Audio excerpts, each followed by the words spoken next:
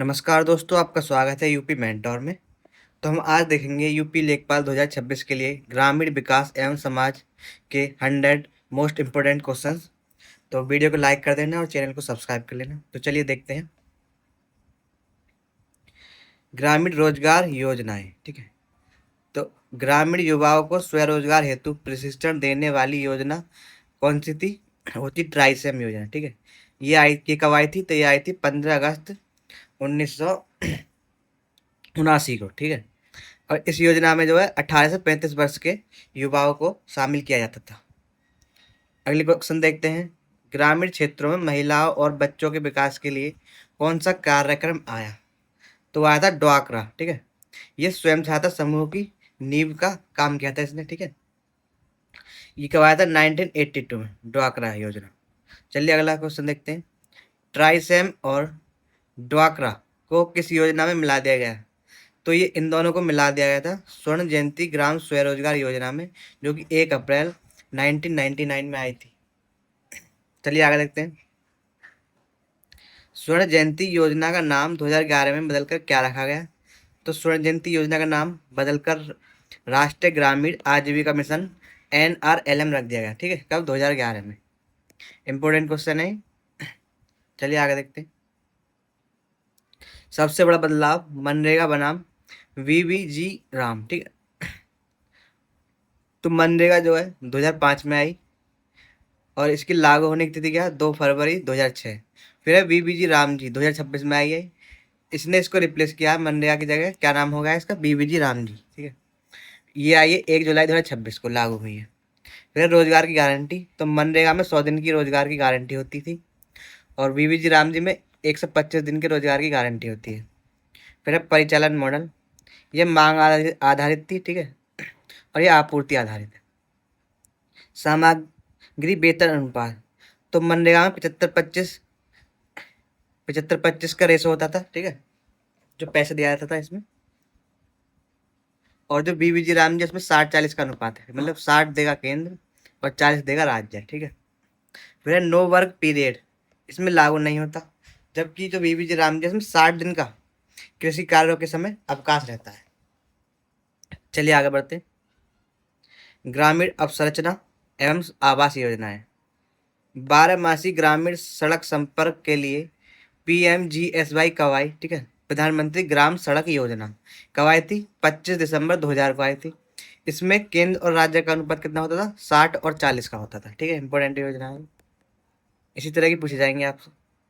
अब देखते हैं आगे। इंदिरा आवास योजना को बदलकर PM आवास योजना ग्रामीण कब किया गया? तो 1 अप्रैल 2016 को इसका नाम बदलकर PM आवास योजना रख दिया गया था। इसमें मैदानी क्षेत्रों में 1,20,000 रुपये दिए जाते हैं और पहाड़ी क्षेत्रों में 1,30,000 की धनराशि दी जाती है, ठीक है। इम्पोर्टेंट। गांव की जमीनों का ड्रोन द्वारा मानचित्र किस योजना से हो रहा है?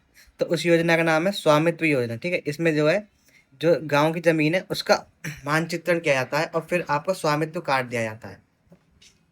चलिए आगे देखते हैं और क्वेश्चन।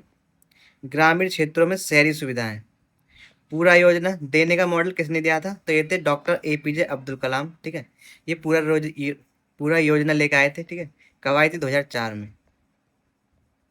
इसमें क्या है, ग्रामीण क्षेत्रों में शहरों जैसी सुविधा देने के लिए ये मॉडल लाए गए थे।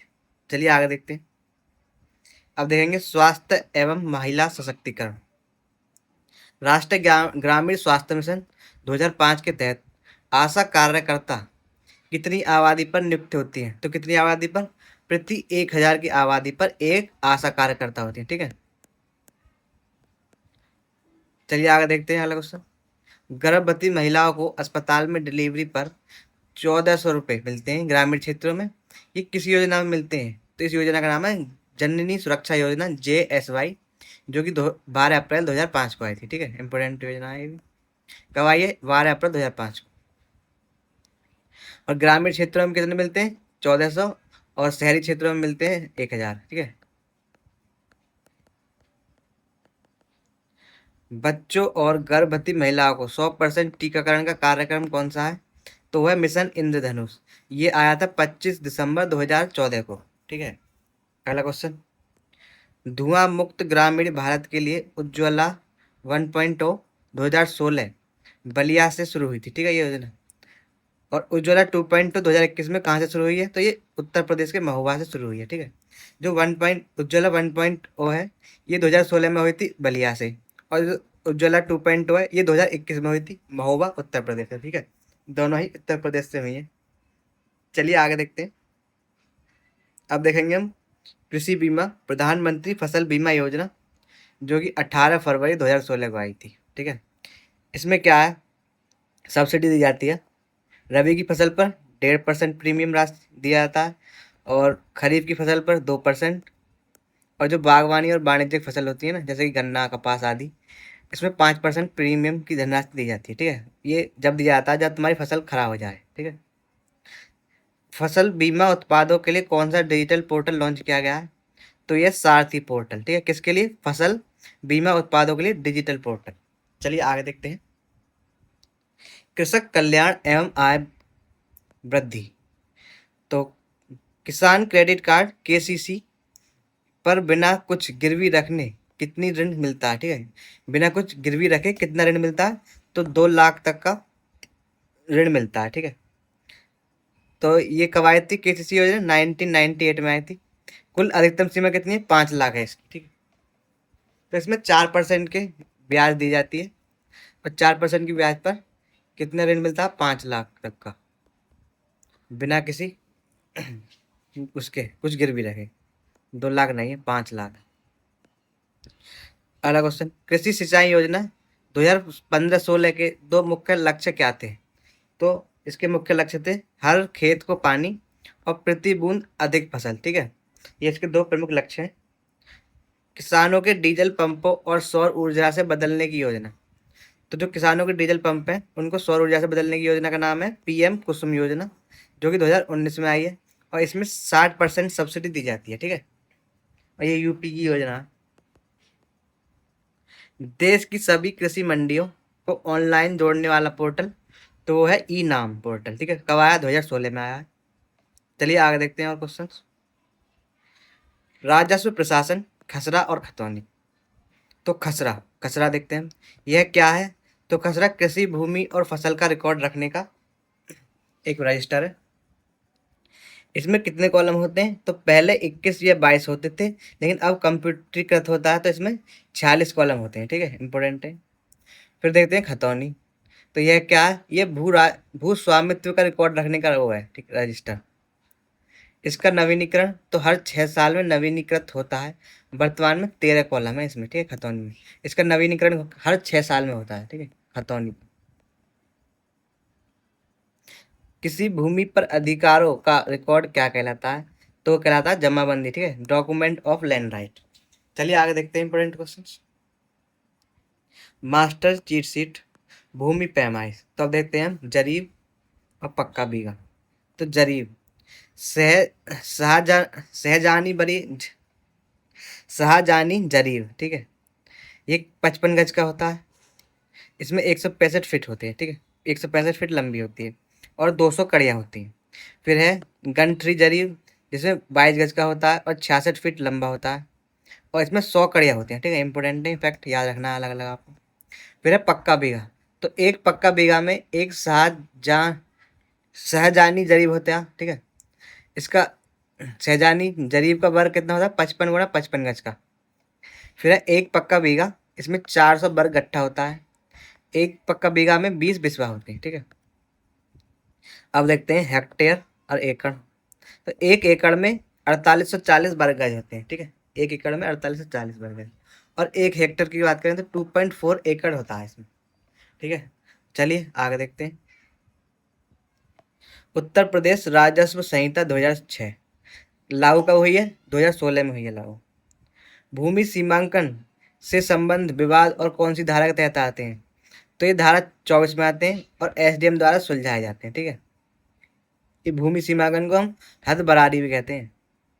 कृषि भूमि को गैर कृषि भूमि में बदलने का अधिकार किस धारा में है, तो है धारा 80 में, ठीक है। एसडीएम की अनुमति से हम क्या कर सकते हैं, जो कृषि भूमि है उसे गैर कृषि भूमि में बदल सकते हैं। फिर अगला क्वेश्चन है, ग्राम पंचायत की भूमि प्रबंधन समिति का पदेन सचिव कौन होता है, तो ये होता है लेखपाली होता है, ठीक है।